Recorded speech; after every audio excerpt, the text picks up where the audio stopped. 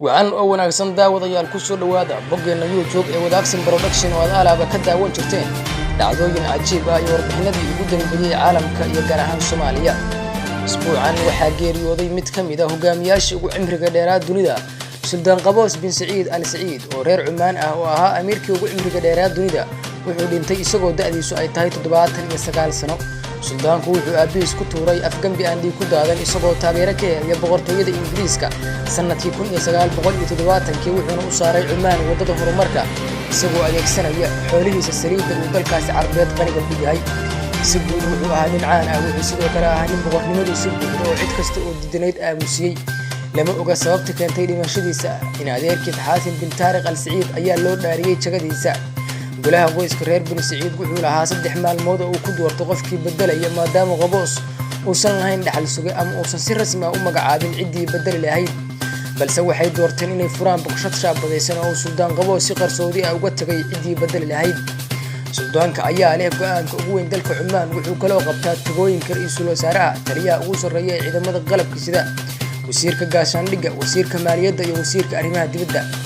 bishii la soo dhaafay qaboos ayaa isbuuc ku qaatay dalka Belgium kasi loogu soo daaweeyo waxaana jiray warbixino sheegaya inuu hayo kansar dad aad u tiro badan ayaa isugu soo baxay banaanka masaajidka weyn ee Sultan Qaboos ee ku yaal magaalada Musqat halkaas oo naxashkiisa la dhigay kahor inta aan lagu aasin qabuuraha qoyskiisa khudbad uu jeediyay telefishinku kadib markii la dhaariyay Sultan Hatim oo ahaa wasiirka hore ee dhaqanka iyo dhaxalka wax ku soo bartay Oxford wuxuu ballan qaaday inuu sii wadayo siyaasadihii isaga ka horeeyay ee xiriirka saaxiibtinimo ee uu la lahaa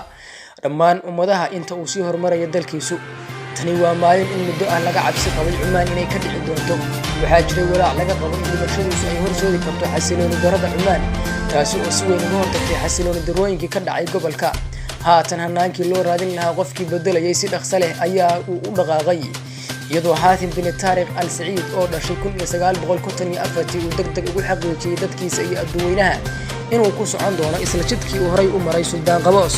laakiin hawl aad u adag ayay noqon doontaa in la qaado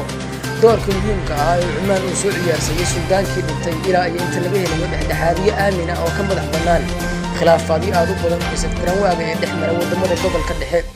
nidaamka dhexdhexaadnimada sharciga saxda ah ayaa qaadan doona ku dhawaad 5 sano in dib loo soo dhiso Qaboos wuxuu si buuxda u haystay nolosha siyaasadeed ee Cumaan oo ay ku nool yihiin 4.6 milyan oo qof kuwaas oo ku dhawaad 43% ay yihiin qurbo joog markii uu jiray da'da 29 wuxuu afgambiyay aabihii Saciid bin Taymar oo hogaamiye caan ah oo xaq jir ah oo mamnuucay waxyaabo fara badan oo ay ka mid yihiin dhageysiga idaacadaha ama xirashada muraayadaha qoraxda iyo inaysan cimo dalka ka bixi karin Qaboos wuxuu isla markiiba cadeeyay inuu doonayo inuu dhowso dawlad casri ah oo isticmaala dakhliga saliidda si uu hormariyo wadankiisa waqtigaasina ay jireen kaliya 10 kiiloomitir oo wadooyin laami ah iyo 3 iskuul dhowrkii sano ee ugu horeeyay xukunkiisa isagoo gacan ka helaya ciidamada gaarka ee Ingiriiska wuxuu culays ku saaray kacdoon ka dhaca gobolka koonfurta Dhafar oo ay wadeen qabaa'il taageeraya jamhuuriyadda dimuqraadiga ee Yemen Sultan Qaboos ayaa ku sifoobay inuu yahay shakhsi khibrad iyo aragti fog leh wuxuu raacay wada dhexdhexaad ah oo arrimaha dibadda ah wuxuuna awooday inuu fuliyo wadahadallada qarsoodiga ah ee u dhexeeya Mareykanka iyo Iiraan 2013 kuwaas oo warshadeeyay heshiis caalami ah oo nuclear 2 sano kadib Cumaan kama dhicin wax qalalaasa ah laakiin kumanaan dad ah ayaa 2011 isugu soo baxay wadooyinka daafaha dalka si ay u dalbadaan musaar fiican iyo in la joojiyo musuqmaasuqa ciidamada amniga ayaa markii hore u dulqaatay mudaharaadka laakiin markii dambe waxay isticmaaleen gaaska dadka ka ilmaysiya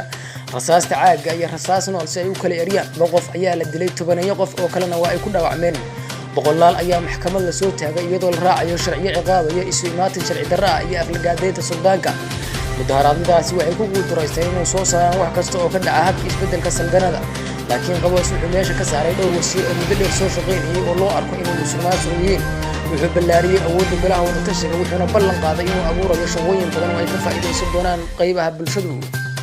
suldaankii ugu cimriga dheeraa ee dunida ayaa gobolkaasi waayay daawadayaal inta aan warbixin ka xiiso badan ku kulmi doono waxaan kaga tagnaa sidaas iyo nabadgelyo